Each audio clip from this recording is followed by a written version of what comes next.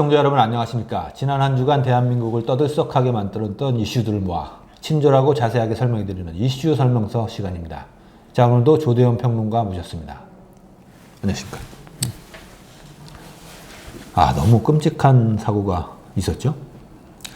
예, 저는 그날 토요일 날 우리 고향에 있었어요. 우리 그 다음날 우리 장모님 제사고 이래가지고. 근데 밤에 페이스북을 보는데 막 내용이 뜨더라고요. 11시, 12시 가까이 되는데 충격이었죠. 그러게요.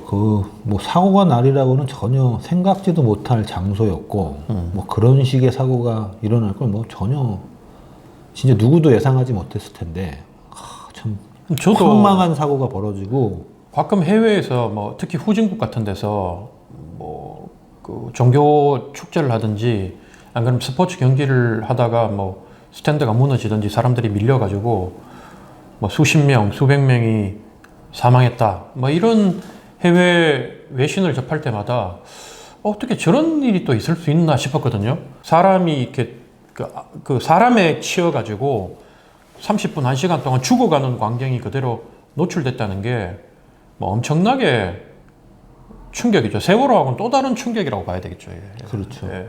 아니, 이런 식의 대규모 인파가 몰리는 일들이 없었던 것도 아니고, 촛불 집회나 태극기 집회나 과거에 월드컵 응원이나, 그렇죠. 예. 그리고 해가 바뀔 때마다 보신각 근처나 이럴 때 보면 그렇게 사람이 많이 몰리는데도 무슨 콘서트 현장 이런 데서 한두 명 죽고 이런 사고 외에 이렇게 많이 압사를 당할 것이다라는 거는 정말 유례가 없는 사건 같아요. 국민들이 지금 트라우마가 생긴 것 같아요. 저도 그 영상을 되게 단편적으로만 보고 풀 영상을 보질 못했어요. 너무 충격받을까봐. 일부러 찾아보지도 않고 했는데, 또 언론에서 그런 걸 유포하면 안 된다 이런 운동이 일어서 그건 참 다행이라고 생각이 들어요. 저는 그런 운동이 생기기 전에 그대로 노출되는 것들 있잖아요. 네. 이런 것들이 여과없이 다 보이다 보니까 저는 그걸 다 봤죠. 다 보고 또 오늘 방송을 준비하면서 어제 하루 종일 유족들 인터뷰하는 모습, 또 사건 사고 이런 것들을 하루 종일 영상을 보다 보니까 저도 진짜 어젯밤에 우울증 비슷한 게 좀 생기더라고요. 우울하고 울컥울컥. 그런 트라우마를 호소하는 분들이 지금 굉장히 많다고 합니다. 총 사망자가 156명으로 집계됐어요. 부상이 157명이고 이 중에는 외국인들도 굉장히 많았는데, 이태원이 원래 외국인이 많은 지역이니까. 제가 73년생인데 이 굉장히 낯설어요. 헬로윈이라는 이 축제가. 또 헬로윈 축제. 저는 미국에서 한 10년 가까이 공부하고 살았기 때문에 미국에서는 큰 행사예요. 그게 이제 영화에서 보면 아이들이 사탕 얻으러 다니고 그렇죠. 이런 이렇게 거잖아요. 애들이 다 이 코스튬을 해가지고 옷을 입고 각 집마다 이렇게 문을 두드리면서 트릭 올 트리클인가 이렇게 얘기하면서 사탕, 초콜릿 받는데, 이게 이제 미국도 아주 오래된 전통이 아니라 이게 이 과거에 영국에서 이런 비슷한 문화가 있었는데 1930년도에 미국에서 이제 체계적으로 상업적으로 이걸 퍼뜨리기 시작했다고 하는데, 미국에서도 사실 그렇게 하다가 사고가 있었어요. 여러 군데서 애들이 갔는데 이상한 사람들이 애들한테 이게 이 독이 있는 캔디를 줘가지고 사망하고 이런 사고가 있었거든요. 그래서 아이들이 있구나. 미국은 우리보다 인구도 많고 정말 우리로 따지면 이상한 사람들이 훨씬 우리보다 많다고 봐야죠. 우리 국민들은 거기에 비하면 아주 착하고 상식적이라고 봐야 되고, 그래서 그 사건 이후로 요즘은 아무 집이나 두드려가지고 초콜릿하고 사탕을 받는 게 아니라 미리 가기 전에 이제 아는 부모들 집, 우리로 따지면 품앗이 하듯이 아는 집만 찾아가서 이제 그렇게 하죠. 요즘 대부분. 이 헬로윈이라는 게 정확히 뭘 기념하는 겁니까? 저도 그건 잘 모르겠어요. 잘 모르는 아무튼 그런 행사, 기념일 이런 거였는데, 언젠가부터 이제 우리나라의 젊은이들도 이 헬로윈 축제를 굉장히 많이 즐겼나 봐요. 저는 잘 모르겠는데. 저도 인파가 어마어마하더라고요. 근데 이게 또 이제 이태원에 아무래도 서구 문화다 보니까 이태원에 외국인들이 많고 그 지역에서 이제 헬로윈 축제를 즐기는 게 이제 중심지처럼 됐나 보던데, 근데 거기로 다들 모여들었겠죠, 젊은이들이. 그걸 즐기기 위해서. 또 이제 코스튬이라 그러죠? 변장을 하고 이렇게 유령으로도 변신하고 이런 것들을 하나부두인데 아무튼 이 골목에 그런 인파가 어마어마하게 모여 있었어요. 그러니까 이태원 지하철역 출구 바로 앞에 있는 골목인데 해밀턴역 골목이 그 위로는 이제 세계 음식 문화의 거리가 있고 그쪽으로 올라가려는 인파와 그쪽에서 지하철역 쪽으로 내려오는 인파가 뒤엉키면서 이게 사고가 시작된 거예요. 그 골목이 경사도가 10%라고 하는데 10% 경사라는 건 5.7도의 경사고 이게 뭐 10% 경사 그러면 아무것도 아닌 줄 아는데 이게 일반적인 자동차 도로의 한계 경사도가 12%라고 합니다. 아, 그래요? 자동차의 등판 능력이 그 정도밖에 안 된다라고 보는 거래요. 그러니까 자동차가 못 겨우 올라갈 정도의 경사도다 이렇게 보는 거죠. 근데 아까 우리가 얘기했듯이 그렇게 인파가 많이 모이는 일들이 잦잖아요. 근데 그렇게 뭐 생명의 위협이 느낄 만한 일들은 있지는 않았는데 여기는 경사도가 그렇게 있다 보니까 위에서 쓰러진 사람들이 이 사망자들도 대부분 아래쪽에서 발견이 됐다고 하니까 위에서 쏟아져 내려오는 압력 때문에 이렇게 질식사를 하고 한 것 같은데 이 경사만 없었어도 이런 일이 벌어지지 않았을 거예요. 언론을 보고 대충 상상은 하지만 정확한 게 어떤 모습인지 상상은 잘 안 가지만 사람이 뭐 4-5겹으로 쌓였다는 거 아닙니까? 그러니까 아무래도 그 경사도가 있었기 때문에 4-5겹으로 쌓였지. 그렇죠. 그게 그냥 평지였으면 그만큼 되게 힘들었을 거고. 하중도 막 가중됐을 거야, 막 경사가 있어서. 사실 이미 사람들이 앞쪽을 보고 이렇게 넘어져가 쌓였다면 가장 빠르게 구조하는 방법은 뒤에서 오는 인원을 통제를 하고 뒤에서부터 사람들이 빠져나가도록 했으면 됐는데 그 1시간 동안 이게 통제가 안 됐다는 거죠, 이게. 그렇죠. 경찰이 왔을 때도 이미 시간이 좀 흘른 상태였고 그 이후에 또 병력이 부족하다 보니까 그 체계적으로 이 통제를 해서 사망자를, 희생자를 최소한을 줄이는 구호 활동이 미흡했다. 뭐 이렇게 볼 수밖에 없는 거죠. 예. 이 사고 이후에 뭐 사후 조치보다는 사전 조치가 필요했을 텐데 저는 처음에는 이제 정치권이 이 문제를 두고 정쟁을 멈추고 이제 애도의 시간을 갖자 해서 굉장히 바람직하다 이렇게 생각했는데 그 바로 이튿날부터 뭐 사고의 원인 인재다, 책임이 어디에 있나, 대통령이다, 뭐 이런 식으로 흘러가서 좀 안타깝게 생각한 게 있는데. 이 사고 원인 규명을 안 할 수가 없는 일들이 계속해서 지금 나오고 있어요. 자, 1차적인 책임, 용산구청에 있었을 텐데, 이 할로윈 축제가 올해만 열린 게 아니니까, 매년 열렸고, 언제부터인지는 정확히는 모르겠지만, 작년에도 인력 배치가 있었고, 그냥 질서 유지를 위한, 그 예년 해마다 있었답니다. 근데 올해만 유독 이걸 안 했다는 거예요. 용산구청에서. 구청장이 빠지고, 그 회의에 부구청장이 주재하는 회의를 했다. 그러니까 이 할로윈 축제 대책회의가 열렸는데 구청장은 없고 부구청장이 대신 참석을 했다고 하죠. 그렇지. 구청장은 뭐 바자회, 뭐 행사장이잖아요. 그렇죠. 그다음에 뭐 모임 같은 데 가서 사진 찍고 또 그걸 또 자기가 올려요. 자기 SNS에. 그리고 이 사람이 사고 나고 난데 제일 먼저 또 SNS부터 폐쇄를 하니까 그렇게 SNS 활동을 열심히 하던 사람이 SNS부터 접고 하니까 국민들이 바라서 봤을 때는 정말로 그게 제가 그냥 숨는 것 같은 그런 느낌이죠. 시체 말하면 야 같다. 지금 뭐 하자는 거냐. 그러니까 하나부터 10끝까지 지금 다 꼴보기 싫다 보니까 이 책이 잡히는 거예요. 왜 그날 지방을 내려갔느냐. 자기 또 고향 내려갔다고 그러대요. 고향에 행사 가서 금이 환영해가지고 폼 잡는 동안 사람들 죽은 거 아니냐. 또 이런 얘기가 나오고. 그러니까 뭐 원인이 없는데 그냥 대책 없이 책을 잡는 게 아니라 이 주체가 없는 행사였잖아요. 할로윈 축제라는 게 어디서 뭐 이거를 우리가 하겠습니다라고 주최한 게 아니라 사람들이 자발적으로 이제 그 지역에 모인 그런 축제였기 때문에 1차적으로는 지자체가 이렇게 인파가 많이 몰린다는 걸 경험을 하고 있었으면 어느 정도 질서 유지를 위한 계획을 잡아놨어야 되는데 뭐 그런 거를 소홀히 했다라는 책임이 일단 있는 거고 이제 구정의 책임자로서. 그리고 이제 그 다음에 경찰의 책임이 나오는데 이게 처음에는 진짜 단순하게 우연하게 갑작스럽게 생긴 사고로 사람들이 인식하고 있었는데 최초 이제 정말 깔려 죽을 것 같다는 신고가 112 녹취록이 공개되면서 4시간 전부터 신고가 들어왔다. 사고가 일어나기 전에 신고가 계속해서 접수가 됐으니까 이제 11건인가 12건이 경찰청에서는 그 사실을 인지했을 거란 반복적인 신고가 들어오니까 이게 심각한 일이구나라는 걸 인지하고 있었을 거라는 거고 그리고 용산 경찰서에서도 이 할로윈 축제의 질서 유지를 위한 기동대 요청을 했는데 묵살을 당했다 이런 주장이 나오고 있습니다. 기동대가 왜 배치가 안 됐을까요? 대형 압사 사고를 경험한 적이 없다 보니까 상상을 못했던 거거든요. 진짜 상상할 수 없는 일이죠. 예, 뭐 전례가 없는 일이다 보니까 경찰은 오로지 거기서 뭐 지금 드러나고 있지만 이 기회에 마약 사범 많이 잡아야 되겠다, 뭐 이런 생각을 했었고, 또 구청에서는 우리 주체의 그 행사였다면 내가 빛나고, 또 만약에 거기 사고가 나면 내가 책임져야 된다는 생각 하에 더 대비를 철저히 했겠지만, 이건 뭐 주체자도 없고 자기들 말따나 구청장이 그대로 얘기한 거예요. 주체자도 없고, 그래서 우리는 매뉴얼대로 할 바를 다 했다, 왜 나한테 따지는데, 이 소리거든요. 니들끼리 해가지고 일이 벌어졌는데 우리 지역에 벌어지면 다 내가 책임져야 되느냐.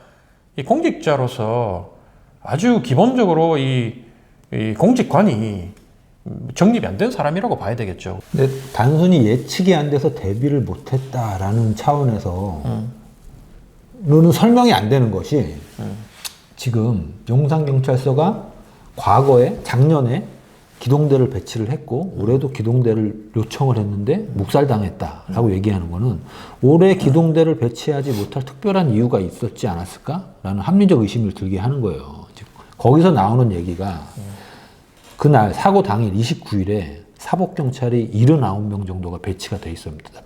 이 사람들의 임무는 마약사범 단속이었다는 거예요. 마약사범을 단속하기 위해서 사복경찰을 배치를 했으면 정복경찰이 있으면 단속이 잘 안 될 거 아니에요. 그럼 실적을 올리기 위해서 기동대를 배치하지 못한 거 아닐까? 이런 의심들이 이제 나오기 시작을 하는 거죠. 실적을 위해서 서로 충돌되니까. 그럴 수도 있다고 봐요. 왜냐하면 뭐 지금 이제 일이 이렇게 벌어지고 나니까 마약 단속, 뭐 성범죄 단속보다 사망자만 156명이 생긴 이 엄청난 사고가 나다 보니까 이게 별거 아닌 듯이 지금 묻혀버리고, 왜 사람을 살려야지 이 짓을 하고 있냐고 얘기를 하지만, 이게 이제 사망사고가 날 거라고는 상상을 못하는 상황이었다고 보면, 이 사람들이 봤을 때는 지금 안 그래도 젊은이들 사이에 우리나라 마약이, 신종 마약이 퍼진다고 지금 뭐 마약 청정국이 아니다고 계속 언론에 나오고, 이게 그쵸. 사회적으로 문제가 큰 문제, 사회적 문제로 대두되다 보니까 마약은 반드시 단속된다는 모습을 보여서 어쨌든 사회에 좀 경종을 울려야 되겠다, 뭐 이런 생각을 경찰로서는 또 할 수도 있었다. 이게 경찰 단계에서의 생각이 아니라 대통령이 마약과의 전쟁을 선포했잖아요, 얼마 전에. 법무부 장관도 그렇고 마약을 뿌리 뽑아야 되겠다, 마약의 통제 가능한 임계점에 다다랐다 이러면서 대대적인 마약과의 전쟁을 선언했거든요, 정부가. 그런 차원에서 경찰이 거기에 발을 맞춰서 알아서 충성하고 기동대 배치를 하면 여기서 성과가 나지 않으니까 정권의 홍보 수단이 사라진다라고 생각했던 것 같아요. 야당에서 특검하자는 말이 전혀 생뚱맞은 얘기는 아닌 거야. 국정조사 하자고 하고 있죠, 지금. 그러니까 국정조사 하자는 얘기가 전혀 생뚱맞지는 않은 거야, 이게. 이거를 좀 뒷받침하는 게 뭐가 있냐면 26일에 사고 3일 전이죠. 용산구청이 이제 간담회를 주최했는데, 할로윈 축제에 대한, 여기에는 이제 구청 관계자, 경찰, 상인회, 용산역 관계자들이 이제 참여를 했답니다. 근데 보통 이런 대규모 인파가 몰리는 간담회를 열면 경찰에서는 교통과장, 경비과장이 참석을 한다는 거예요. 그러니까 인파를 통제해야 되고 교통을 통제해야 되니까. 그런데 이날 간담회에는 교통 경비과장이 아니라 형사과장, 여성 청소년 과장, 이런 사람들이 참석을 했다는 거예요. 형사과장은 대표적으로 마약 수사를 하는 마약, 데거든요. 그렇지. 딱 성범죄네. 여성 청소년 뭐 그쪽이니까. 근데 이거를 위해서 이게 배제된 게 아닌가라는 이거 팩트거든요. 이게 동아일보 단독일 거예요, 아마. 조사해야 되겠네, 결국은. 그렇죠. 이런 경찰 라인에 누가 이런 지시를 내렸는가, 왜 그런 지시를 내렸는가 이제 수사로 밝혀줘야 되고. 근데 마약 성범죄를 잡아내는 게 잘못은 아니잖아. 그렇죠. 그런데 이제 안전이 확보된 상태에서, 안전이 우선이잖아요, 사실은. 그 상태에서 했으면 마약 수사 하지 말라는 게 아니잖아. 그러니까 이제 똑같은 우리가 얘기를 하는데, 경찰 쪽 입장을 내가 대변을 좀 해준다면, 사람은 죽어도 좋아, 마약 수사 성범죄부터 잡을 거야, 이런 건 아니었다는 거지. 그렇지. 과거에는 뭐 이 정도로 사람들이 많이 몰렸다 하더라도 이 정도로 많이 몰리진 않고, 또 당시에 또 뭐 코로나 기간 동안 또 억눌린 것도 있잖아요. 그러다 보니까 막 음악을 바깥으로 막 엄청난 그 그 성능에 스피커를 틀어가지고 전혀 통제하는 목소리가 안 들리고 이게 과거에 없었던 일 아닙니까? 그러니까 이런 부분에 대한 이제는 법 정비를 하게 되겠죠. 그래서 이걸 가지고 예를 들면 마약하고 성범죄를 단속하려고 했던 경찰을 비난할 수는 없는 거다 이게. 그렇죠. 초점이 이제 거기가 있으면 안 되고. 그래서 아니, 예, 저는 안타까운 부분이 이게 경찰이 욕먹을 일이 아니다. 과거에 이렇게 철저하게 대비를 하고 준비를 했었던 경찰이 왜 올해는 못했을까? 이 원인을 찾아야 될 거 아니에요. 그래, 내년에도 하고 내후년에도 하고 그렇지. 경찰이 알아서 했었는데 왜 올해는 안 된 거야? 요거는 원인을 반드시 찾아야 된다. 그리고 자꾸 이런 의구심이 드는 게 뭐냐면 정권이 뭔가 책임을 회피하려는 듯한 모습을 자꾸 보여준단 말이에요. 이 한덕수 국무총리가 외신과의 기자회견에서 농담을 해서 또 파문이 일고 있는데 이거 보셨나요? 봤습니다. 네. 어떻게 들으셨나요? 이 농담을. 그 사실은 외신 기자한테 한국 정치인들이 잘하는 아니면 한국의 SNS 문화에서 잘하는 조롱을 한 거죠. 빗대가지고 뭐 이게 주최측이 없는 사고다 보니까 책임을 못 진다고 계속 그렇게 이제 한덕수 총리가 얘기를 하니까 그 외신 기자가 한국계 같던데 한국말로 아니 이 사건이 그러면 책임의 처음과 끝은 뭐냐 누구냐 이렇게 얘기를 하니까 이 사람이 답변하다가 이제 마이크가 갑자기 동시 통역하는 마이크가 문제가 생겨가 잘 안 들리니까 그럼 이 마이크 저기 통역이 안 되는 이거의 책임의 처음과 끝은 누구냐 이렇게 농담이랍시고 한 게 이게 이제 유승민 의원이 저렇게 흥분해가지고 얘기하는 게 나는 어느 정도는 이해가 돼요. 왜냐하면 입장을 바꿔놓고 생각해 보세요. 책임감이라고는 1도 안 느껴져. 내가 내 자식이 죽어가지고 그 기자회견장에 있고 그 기자가 예를 들면 자기 친구나 아는 사람이 죽어가지고 외국까지 와가지고 있잖아요. 진짜 하루아침에 싸늘한 시신이 돼가지고 있는데 그 나라 정부란 사람들은 아무도 책임지지 않고 우리 책임은 아닙니다. 계속 이러고 있는 거 아니야. 농담이나 쪼개고 앉았으면 그 진짜 막 분노가 이렇게 올라오지 않겠어요? 외국인들도 많이 죽었기 때문에 지금 외신의 관심이 아주 높거든요. 국내에서도 빠져나갈 궁리만 하고 있고 그 다음에 해외에서도 심지어 그 빠져나갈 궁리만 하는 모습이 뭐 경찰청장 그 다음에 행안부 장관 총리 뭐 심지어 대통령까지도 전부 다 이렇게 하나같이 용산구청장 이러고 앉은 모습이 보이니까 도대체 이 나라 꼬라지가 이게 뭔가 싶은 거예요. 윤석열 대통령이 그랬다는 거 아닙니까? 그 사고 현장에 가서 나라의 대통령으로서 이 희생자들을 걱정하고 이 사고의 재발 방지를 위한 큰 틀의 뭔가 계획을 하는 게 아니라 마치 현장 감식 나온 검사처럼 여기 CCTV 확인해가지고 범인 잡으라는 식으로 이렇게 대응을 했다는 거예요. 뭐또 그 녹음된 거 제가 봤는데 녹화된 거 그 사고 현장에 가가지고 여기서 그렇게 많이 죽었다는 거야? 뭐 이렇게 얘기하고 참 그거 듣는 순간 너도 머리가 쭉 비서더라고요. 그 다음에 이렇게 막 손가락질 하면서 이렇게 뭐 사건 현장을 위에서 아래로 내려보면서 막 이렇게 하는데 고위공무원들이 다 벽에 붙어가지고 이렇게 대통령 카메라에 찍히는데 방해될까 싶어서 있는 모습을 보고 국민들이 이제는 비호감을 넘어선 것 같아요. 비호감의 정도를 넘어서서 이 분노, 그렇죠. 그 다음에 이 뭐라나 혐오 있잖아요.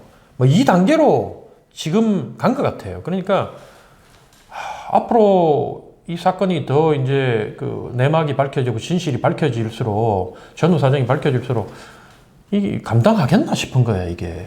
그러니까 이 대통령이 이제 컨트롤 타워로서 이 사고를 인식하고 있는 방향성이 나와야 되는데 이 사고 이후에 국무회의에서 경찰의 대중 통제 능력이 미흡하다 이렇게 인식하고 있더라고요. 그러면서 뭐 크라우드 매니지먼트 이거 생소한 단어를 막 강조하고 있던데 이게 기본적으로 정치적 훈련을 받지 않았기 때문에 저래요. 대통령뿐만이 아니라 현재 장관들, 법조인들 있잖아요. 사실은 법은 아주 차가운 거거든요. 특히 검찰 같은 경우에는 법의 잣대를 엄정하게 돼야 되고 검사가 범인들한테 편히 봐줄 수는 없는 거예요. 이게 정치는 그렇지 않거든요. 정치는 때로는 법을 넘어서는 거예요. 법이 피도 눈물도 없다면 정치는 법을 바꿔서라도 때로는 눈물 쪽에 서는 게 정치거든. 근데 이 사람들은 평생을 한 번도 그런 훈련이 안 된 사람들이야, 이게. 그러니까 그 자리에 가가지고 도대체 첫 마디를 내가 어떤 말을 뱉어야 되고, 표정은 어떻게 해야 되고, 내가 어떤 행동을 해야지 지금 길을 걷다가 내 자식은 그냥 길을 걷다가 죽은 거잖아요. 근데 아무도 책임이 없다고 그래요. 그러면 우리 애는 누가 죽인 거예요? 우리 애 스스로 가서 죽은 거냐고 따지는 그 엄마들의 마음을 못 잃는 거야. 사고가 난 것도 안타까웠지만 그 이후로 벌어지는 이렇게 이 사태 수습하는 대응하는 이 정부의 모습을 보고 처음에는 같은 당이니까 안타깝다가 나중엔 정말 막 쌍욕 입에서 나와. 진짜 새끼들은 어디까지 가야 되는가 이게. 얘들의 그 민낯과 끝은 뭔가 이런 생각이 드는 거야 내가. 어디까지 왔냐면 사고라고 표현을 해라. 참사라는 표현 쓰지 마라. 그것도 진짜 미친놈들. 희생자라고 하지 마라. 사망자라고 해라. 여기까지 왔어요. 정말 졸렬한 놈들인 게 나는 그렇게 봐요. 그러면 아니 단순 사고고 사망자라면 단순 사고가 났는데 일주일 동안 국가 전체가 울어야 된다고 국가 애도 기간을 선포하고 국민들한테 상복 입혀가지고 조문하라 그러고 희생자 쓰는 게 뭐 그래 억울한데 내가 그 단어를 찾아봤다니까 희생자가 뭔가 했더니만 사고나 자연재해 따위로 애석하게 목숨을 잃은 사람을 희생자라고 해. 아니 사고나 자연재해로 애석하게 죽었잖아. 애석하게 목숨을 잃은 거지. 그럼 이게 그냥 잘 죽은 거야? 정부가 참사 희생자라는 용어를 공식적으로 사용하는 것과 사고 사망자라는 용어를 사용하는 것의 차이는 뭐가 있을까요? 그 딱 공무원적인 발상이야. 책임을 회피하려는 거야. 원인 규명이 정확하게 안 됐기 때문에 아직도 희생자 참사를 쓸 수 없다 이러거든. 이건 국민 정서를 몰라도 너무 모르는 거야 이게. 참사다 희생자다라고 얘기해서 그걸 대통령 무조건 하야해라. 용산구청장 물러나라. 경찰청장 물러나라. 이 죽일 놈들 국민들이 그러지 않아. 야당이 아무리 선동을 해도 도리 역풍을 맞아. 이 사후 대책을 잘했다면. 근데 사후 대책을 엉망으로 하는데 처음부터 끝까지 책임만 안 지려고 빠져나가려고 하는 위에 놈들이 전부 다 이 짓을 하고 있으니 국민들이 속이 뒤집어지는 거야 지금. 이걸 집단화는 회의라고 해가지고 이거 분명히 그냥 얘기한 게 아니라 자기 단화 대책 회의 해가지고 머리를 굴려가 끄집어낸 게 그렇죠. 행안부가 회의를 했답니다. 이 용어를 어떻게 정리할지를. 미친놈들이야 미친. 근데 단순히 이게 행안부 말단 공무원들의 논의 결과가 아니라 세월호 참사를 겪으면서 박근혜 정부가 어떻게 무너지를 경험을 한 사람들이 참사라는 단어에 대한 뭔가 트라우마가 있는 것 같아요. 참사는 절대 안 돼 라는 지침이 내려갔을 테고 그럼 어떻게 표현을 하냐. 사고 사망자라고 하면 왠지 뉘앙스가 뭐 이렇게 관찰자 시점 나랑은 상관없는 일 뭐 이런 뉘앙스가 있잖아요. 그런 생각을 갖고 일을 했다면 정말 머리가 나쁜 놈들이야. 국민들을 정말 바보로 하는 거야.